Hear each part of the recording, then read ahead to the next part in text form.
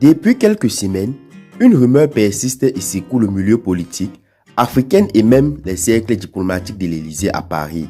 Une rumeur qui s'est transformée en une véritable onde de choc. Emmanuel Macron, le président de la République française en personne, aurait officiellement exprimé son opposition catégorique à une éventuelle nouvelle candidature du président ivoirien Alassane Ouattara pour les prochaines élections de octobre 2025. Une nouvelle qui a fait l'effet d'une bombe, aussi bien à Abidjan qu'à Paris. Comment en est-on arrivé là? Pourquoi une telle déclaration du chef de l'État français contre un allié historique de la France en Afrique de l'Ouest? Quels en seront les impacts sur la Côte d'Ivoire, la sous-région et même les relations diplomatiques franco-africaines? Installez-vous confortablement, car ce que vous allez entendre dans cette vidéo est interdit et pourrait bien relever les dessous inavoués de la diplomatie entre l'ancienne puissance coloniale et l'un de ses plus fidèles partenaires africains. Alors, retrouvons-nous tout juste après le générique.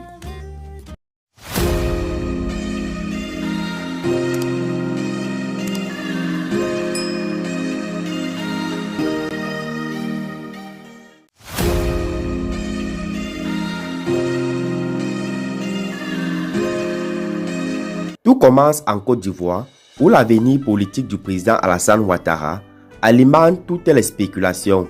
Après 3 mandats déjà très controversés et marqués par des tensions électorales, des crises politiques et des violences post-électorales, de nombreuses voix s'élèvent dans le pays pour réclamer une véritable alternance démocratique. Pourtant, les rumeurs persistent annonçant que le chef de l'État, aujourd'hui âgé de plus de 83 ans, pourrait briguer un 4e mandat présidentiel sous prétexte de garantir la stabilité politique et économique du pays face aux menaces terroristes et aux fragilités institutionnelles. Mais ce projet de trop, selon certains observateurs, semble avoir franchi une ligne rouge que Paris refuse désormais de tolérer. En effet, selon des sources diplomatiques très bien introduites du Kier dossier, Emmanuel Macron aurait fermement et personnellement signifié à Alassane Ouattara que la France ne saurait soutenir ni cautionner une telle ambition politique, jugée excessive et dangereuse. Cette déclaration, qui a surpris jusqu'aux plus hauts responsables du régime ivoirien, aurait été transmise lors d'échanges directs et même confirmée lors d'une visite discrète de l'émissaire français à Abidjan. Une ingérence pour les autorités ivoiriennes, cela ne fait aucun doute, mais pour Paris, il s'agirait d'une nécessité vitale pour préserver la paix et la stabilité régionale. Mais pourquoi la France, historiquement accusée d'accompagner, voire de soutenir des régimes peu démocratiques en Afrique francophone, adopte-t-elle soudain une telle posture de fermeté à l'égard d'Alassane Ouattara? La réponse se trouve dans la nouvelle doctrine affichée par Emmanuel Macron depuis son fameux discours à Ouagadougou en 2017.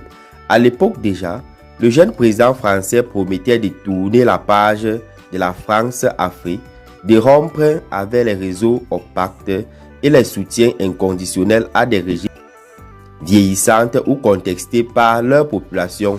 Pour Paris, il n'est plus question d'être accusé d'encourager une présidence à vie ou une confiscation du pouvoir par des chefs d'État qui, mandat après mandat, compromettent l'alternance démocratique. L'autre raison moins avouable peut être révélée des intérêts économiques stratégiques. Une nouvelle crise politique majeure en Côte d'Ivoire pourrait en effet remettre en cause la stabilité d'un pays clé pour les grandes entreprises françaises implantées sur le continent, Total Energy, Bolloré ou Orange. Toutes ces sociétés dépendent d'un climat politique stable pour poursuivre leur activité dans le cacao, le transport, les infrastructures énergétiques. Or, un 4e mandat d'Alassane Ouattara pourrait raviver les divisions ethniques et politiques du pays, fragilisant dangereusement l'économie ivoirienne et par ricoste les intérêts français. Mais cette précision de Paris ne passe pas du tout à Abidjan. Dans l'entourage présidentiel ivoirien, c'est la stupeur. Des proches d'Alassane Ouattara dénoncent une ingérence insupportable de la France dans les affaires intérieures d'un État souverain.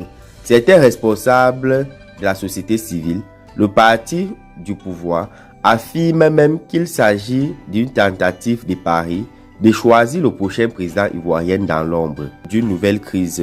Merci de votre fidélité et à très bientôt sur votre chaîne préférée pour une nouvelle vidéo.